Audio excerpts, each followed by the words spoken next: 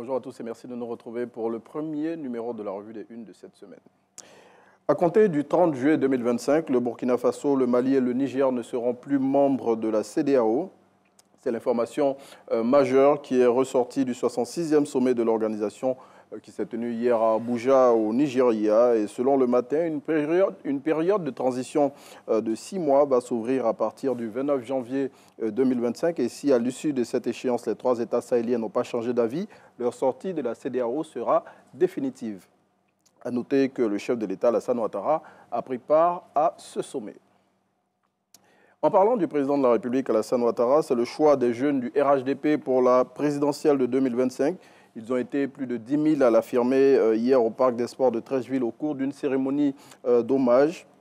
À cette occasion, selon Le Matin, Gilbert Koné-Kafana, président du directoire du RHDP, a indiqué que le parti allait bientôt investir le président de la République pour la prochaine présidentielle. Je battrai tous ceux qui m'affronteront. C'est la réponse de Tidjane Thiam à la récente sortie de Jean-Louis Billon sur un média national.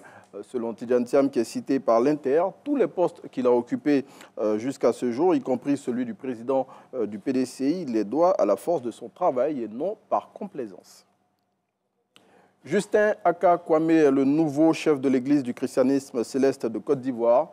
Selon Notre Voix, il a été désigné en remplacement du révérend pasteur Idiemou Blain Jacob qui n'entend pas se laisser faire. Celui-ci a d'ailleurs indiqué qu'il ne laissera personne lui prendre sa place. Amad Diallo est tout feu, tout flamme en ce moment. L'attaquant ivoirien de Manchester United vit la forme de sa carrière. Il a permis à son équipe de remporter le derby de Manchester hier grâce à un pénalty qu'il a provoqué et à un but qu'il a inscrit à 2 minutes de la fin du match.